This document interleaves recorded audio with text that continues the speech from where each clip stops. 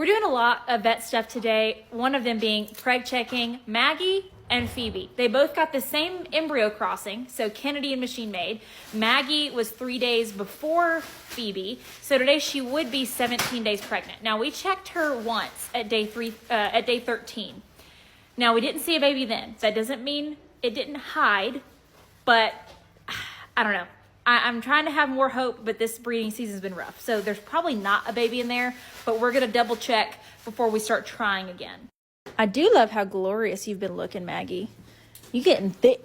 All right, no baby. She's got a CL on the right. So usually, because she's still on Regimate, we kept her on Regimate just in case she still had a little baby in there. Because she is still on Regimate, we'll take her off. And then would you say, are we going to give her lute? Yeah, we can give her lute. Okay. So Lutalize will bring her back into heat. We should be looking at ovulation in like anywhere between like a weekish time, and we'll keep track of that. And then after she's ovulated, we will try again with a frozen embryo. And just like I've said with a couple of the mares that have not taken this year and they have to have a second round, whenever they do come back into heat, just to be safer than sorry, we run a culture. So we take a swab of their uterus, make sure they don't have any bad bacteria, any infection that could be hindering them from holding a pregnancy. So now we're preg checking Dallas's mom, Phoebe, and I don't know that he knows she's not in there.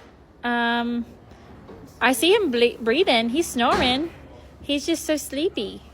So not gonna lie, at this point, if Phoebe's pregnant, I'm gonna say she's pretty safe. We'll see at the end of breeding season how many I have in foal. But right now, I only have 3 and it's April something. So if she's in foal, then we might be keeping Phoebe an extra year and just kind of going with it.